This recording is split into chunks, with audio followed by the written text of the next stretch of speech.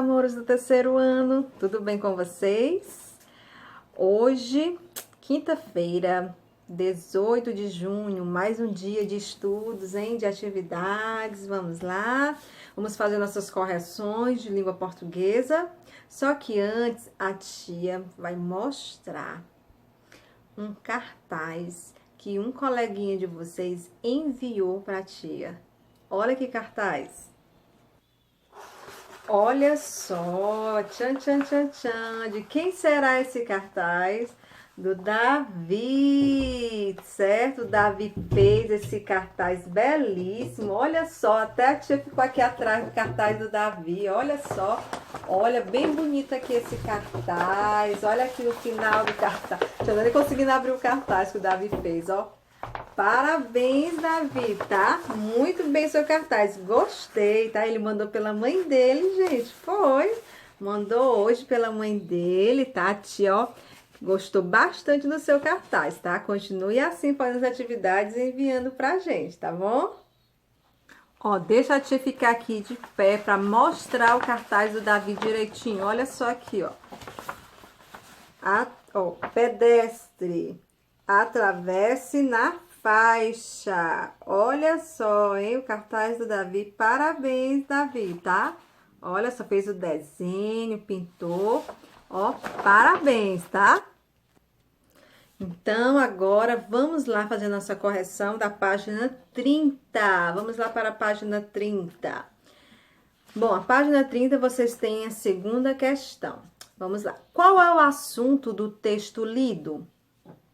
Aí vocês iriam marcar a primeira opção, que é o diferente modo de pensar de duas crianças, tá?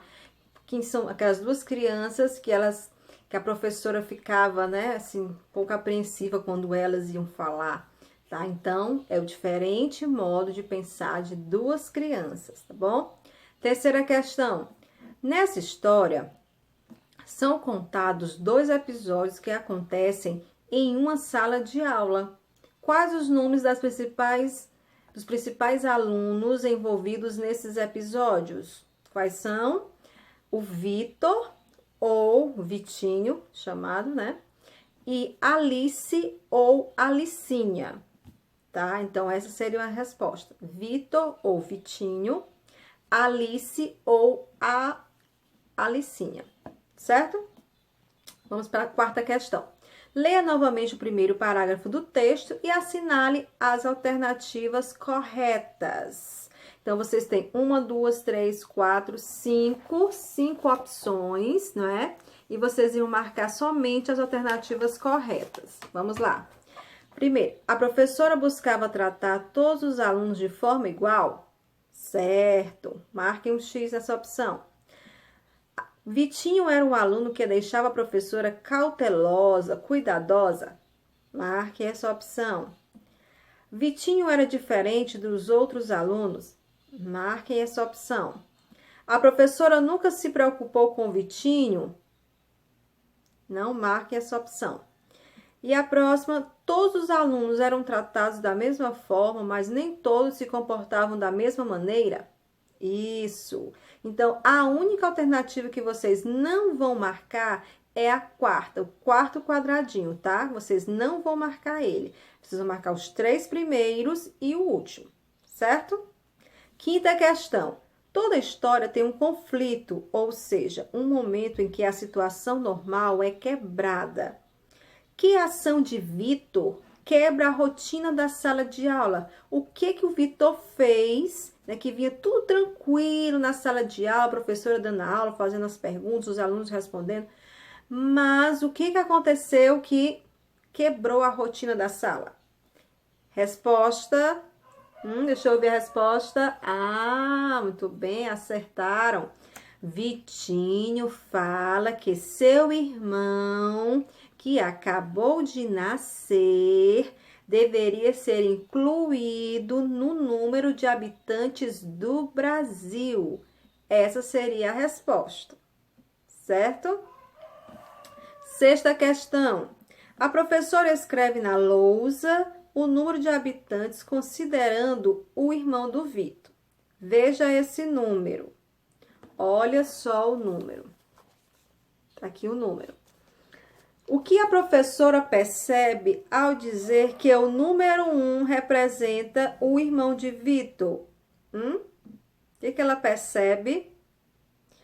Ela percebe que o número parece solitário após tantos zeros, tá? Por quê? Porque o número 1 vai ficar, ó, lá, ó, né? Vai ser o último, vai ser a unidade, não é? Então, ela percebe que ele vai ficar solitário diante de tantos zeros, ó. 0, 0 até chegar no 1, né? Certo? Ok? Sétima questão, página 31. Releia esta fala de Vitor. Bota mais uns 2 ou 3 para acompanhar meu irmão, tia. O que essa fala do personagem revela sobre o sentimento de Vitor em relação ao irmão? Quando ele fala, bota mais uns 2 ou 3, o que essa fala desse personagem revela, hein? Então, qual é o sentimento dele, tá, gente? O sentimento mostra que ele é uma pessoa o quê? Uma pessoa boa, uma pessoa caridosa, tá? Revela preocupação com o bem-estar do irmão, afeição. Então, tudo isso vocês poderiam colocar na resposta, tá bom? Vamos para a 8ª questão, vamos lá. Alice também tem uma característica que a diferencia dos outros alunos. Que característica é essa? Ela sempre que se espantava, admirava quando aprendia algo novo, não é? Ela sempre ficava, né? Por quê? Porque ela tinha essa característica, né? Então, ela sempre se espantava, se admirava quando aprendia algo novo. E a 9ª questão, o que há em comum entre os personagens Vitor e Alice? O que tem em comum entre eles dois? Que o Vitor e a Alice, eles representam formas diferentes de se pensar, ver, compreender o mundo, tá? O Vitor, ele vê o mundo de uma forma e a Alice de outra forma. Então, a resposta será essa, que a Alice e Vitor vê o mundo, né? Eles representam formas diferentes de ver o mundo, tá bom? De compreender o mundo, certo? E a 10ª, releia o título da crônica Vitor e seu irmão. Esse título chama a atenção apenas para uma das situações narradas na crônica. Sugira outro título, considerando as duas situações. Então, vocês iriam dar um outro título para essa crônica, depois que vocês fizeram a leitura, né, que vocês viram direitinho. Então, vocês iam colocar que outro título você daria, né, para essa crônica. Por exemplo, outras formas de ver o mundo, quem sabe? Então, vocês iam pensar e iam colocar, bom? Ok? E a 11, situações como essas da crônica são comuns em sala de aula? Sim. Esse texto fez você pensar no próprio comportamento e no dos colegas? Com certeza, hein? Por quê? Converse sobre isso. Então, gente, esse texto, ele mostra que nós somos o quê? Diferentes, e cada pessoa tem a sua forma de pensar, a sua forma de agir, não é? Que às vezes a gente concorda, né? Temos ideias parecidas com as pessoas, mas às vezes não, nossa maneira de pensar é diferente. E que quando acontecem situações como estas, a gente tem o quê? Que respeitar. A gente tem que respeitar. E aqui embaixo vai mostrar o que é crônica, que nós já fizemos a leitura, né? Que crônica é um gênero textual, que é publicado em jornal, na internet, né? Ou em revistas, né? E que ele busca narrar fatos presentes no cotidiano. Por exemplo, essa história aqui da sala de aula. Aconteceu na sala de aula, pode acontecer na nossa, pode acontecer no ano que vem, outra sala que vocês forem estudar, enfim, pode se deparar com essa situação cotidiana do dia a dia, certo? e incentiva o leitor a refletir sobre esses pensamentos. Então, isso nos leva a pensar, essa história nos leva a pensarmos, né, no nosso dia a dia, nas pessoas, certo? Então, agora, nós já fizemos a correção, nós vamos agora lá para a página tchan, tchan, tchan, tchan, tchan, tchan, tchan, tchan, tchan, tchan, tchan, tchan.